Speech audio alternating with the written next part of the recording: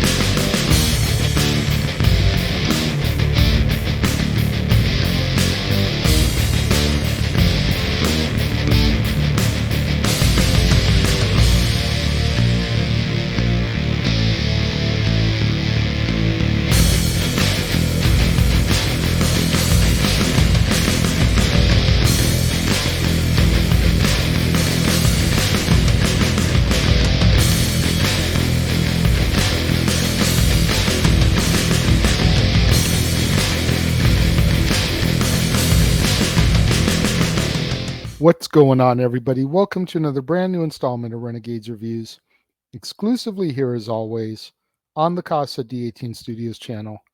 I, of course, am your host, the Renegade JJ Williams, and today we're going to be taking a look at another action-packed film from my adolescence, my teenage years. We're going to be taking a look at today a movie that is definitely in my top 5 Arnold Schwarzenegger movies of all time.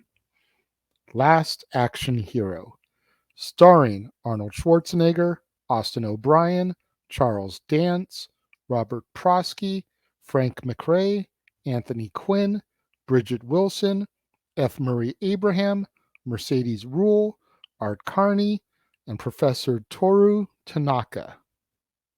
What's going on, everybody? Thank you for joining me here once again for another brand new installment of Renegades Reviews. And like I said during the introduction, Today we're going to be taking a look at a movie that is definitely in my top 5 Arnold Schwarzenegger movies of all time. Sometimes I even go as far as to say that this is my favorite film of his, period, bar none. We're going to take a look at The Last Action Hero. And as our movie opens, we meet Danny Madigan, a 10-year-old boy living in a crime-ridden area of New York City with his widowed mother, Irene. In the wake of his father's passing, Danny takes comfort in watching action movies, especially a series featuring the indestructible Los Angeles cop, Jack Slater, at his local movie theater, which is owned by Nick, who also acts as the projectionist. Now, one evening, Nick gives Danny a golden ticket that once belonged to Harry Houdini so that he can see an early screening of Jack Slater 4 before its official release date. During the film, the ticket stub magically transports Danny into the fictional world, interrupting Slater in the middle of a car chase. After escaping from their pursuers, Slater takes Danny to LAPD headquarters, where Danny points out evidence of the fictional nature of Slater's world, such as the presence of numerous beautiful women, as well as a cartoon cat named Whiskers. Danny also points out that Slater's friend, John Practice, should not be trusted whatsoever, as he killed Mozart. Slater writes this all off, though, as part of Danny's imagination, but Slater's boss, Lieutenant Decker, assigns Danny as Slater's brand new partner in order to work on the Tony Vivaldi case. Now, Danny guides Slater to Vivaldi's mansion, recognizing its location from the beginning of the movie. Once there, they meet Vivaldi's henchman, Mr. Benedict, and Danny claims that Vivaldi and Benedict were the ones who killed Slater's second cousin. But Slater has no evidence, so they are forced to leave. However, Benedict is curious to know how Danny knew, so he hires several men to follow Slater and Danny back to Slater's home. There, Slater, his daughter Whitney, and Danny thwart the attack, although Benedict ends up getting a hold of the ticket stub, and he discovers its ability to transport him out of the film and into the real world. Slater deduces Vivaldi's plan to murder the rival mob, the Torellis, by releasing a lethal gas during a funeral on top of a skyscraper roof. Slater and Danny go to stop it, but are ambushed by Practice, who reveals that Danny was right all along. Practice was working for Vivaldi. Whiskers shows up and kills Practice, saving Slater and Danny, and the two manage to prevent any deaths from the gas release. Upon learning that Vivaldi's plan has failed, Benedict kills him, and he uses the ticket stub to escape into our world. Slater becomes despondent upon learning the truth, as well as learning of his mortality in the real world.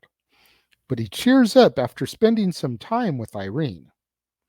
Meanwhile, Benedict devises a plan to kill the actor who portrays Jack Slater in the movies, Arnold Schwarzenegger, after which he can then bring other villains from other movies into the real world to take over the real world. In order to help, Benedict brings the Ripper, who's the villain from Jack Slater 3, to the premiere of Jack Slater 4, in order to help him assassinate Arnold Schwarzenegger.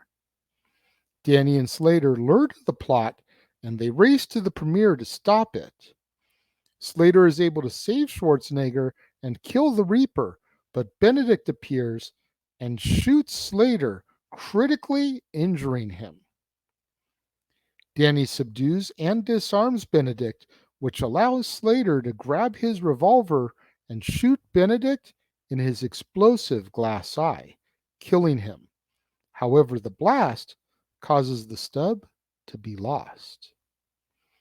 With Slater losing blood, Danny knows that the only way to save him is to return him to the fictional world, where the injury would only be a flesh wound, as he is indestructible there.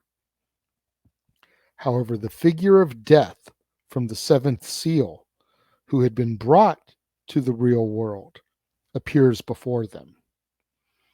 Danny holds Death at gunpoint, but Death clarifies that he was simply curious.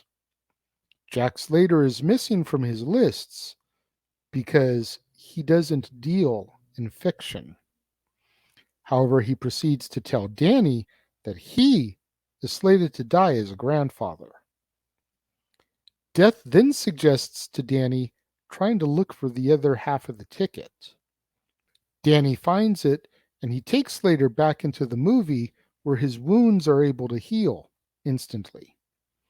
Danny then returns to the real world before the portal can close, and a recovered Slater embraces his reality while talking to Lieutenant Decker and appreciating the difference between the two worlds as our movie comes to its end. Again, much like Maverick, this is a classic for me. This appeals to me on so many levels. The irony of this film is that in the beginning of the movie, Danny Madigan is skipping school. He's late to school because he's watching Jack Slater 3. There was a time during my childhood where black boxes were a major thing. And black boxes were things that you could hook up to your cable to be able to unscramble all the scrambled channels. So all the channels you weren't paying for, all the pay-per-view channels, would then become available for you. So when I was younger, I want to say I was a senior in high school when this movie hit pay-per-view.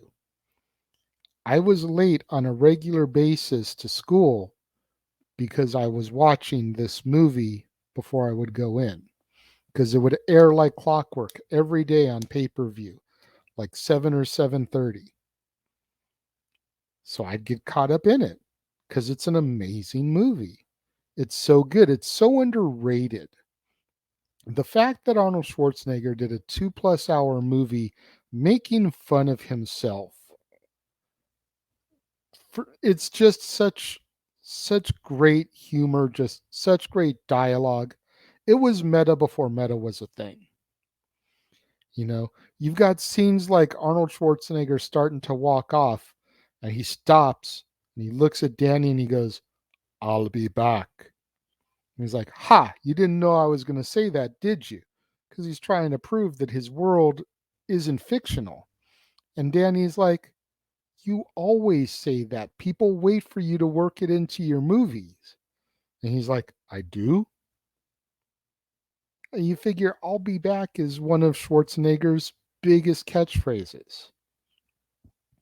So you got stuff like that. You've got stuff like them going into a Blockbuster Video for Danny to try to prove to Slater who he is and all that stuff.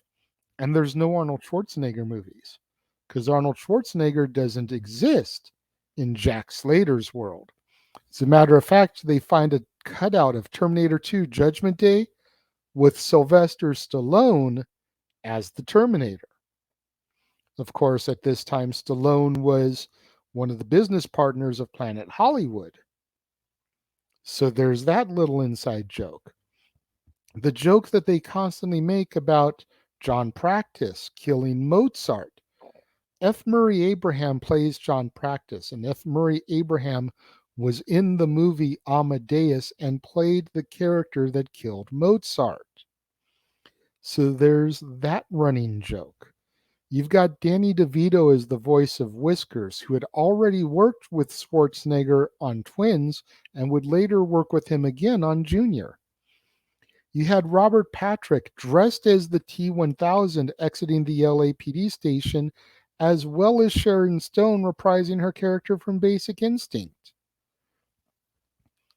There's so much stuff to be taken in here that it's just insane, and I love it.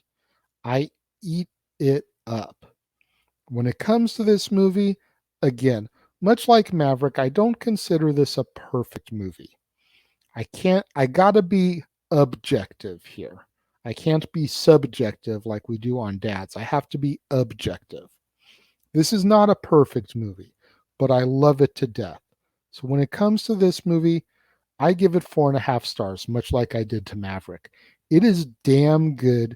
It is criminally underrated. And if you have never seen this piece of cinema, I highly recommend that you search it out for DVD, Blu ray, streaming, something, and check this film out because I don't think you'll be disappointed. 4.5 out of 5 stars for Last Action Hero. What do you guys think? If you're watching the premiere, leave your thoughts and comments over here. If you're watching on demand later in the day, leave your thoughts and comments down here. Let's engage in that conversation. Let's discuss this in the comments below. You guys know that I'm all about responding. I'm all about engaging and having that dialogue with my fans. Let's talk about this movie in the comments. Make sure you guys tune in on Friday, right here to the Casa D18 Studios channel for another brand new installment of Renegades Reviews, when I'm going to take a look at the supernatural Western film called Purgatory. Now, Purgatory was a TNT original movie, and it stars Sam Shepard, Eric Roberts, Randy Quaid, Brad Rowe, Donnie Wahlberg, J.D. Souther, Peter Stormare, Amelia Heinle, Shannon Kenny, and John Dennis Johnston. You're not going to want to miss out on that right here on the Casa D18 Studios channel, right here on another brand new installment of Renegades Reviews, the supernatural Western TNT original movie, Purgatory. To all my loyal fans and viewers out there, thank you so much for tuning in and watching today. I greatly appreciate it. Make sure you smash that like button. Make sure you're subscribed to the channel. Make sure you turn that notification bell on so that you're alerted whenever I post a brand new video. Make sure you share this video with your family, friends, loved ones, movie lovers, Arnold Schwarzenegger fans, Austin O'Brien fans, Danny DeVito fans, Sharon Stone fans, action movie fans, anybody that you can think of that would enjoy this film. Share it with them. Help boost up my visibility in the YouTube algorithms. Help me get monetized by the end of the year. Let's make it happen. We can do this. Once again, thank you so much to all the fans and viewers out there who tuned in today and joined me. And I will see you guys next time.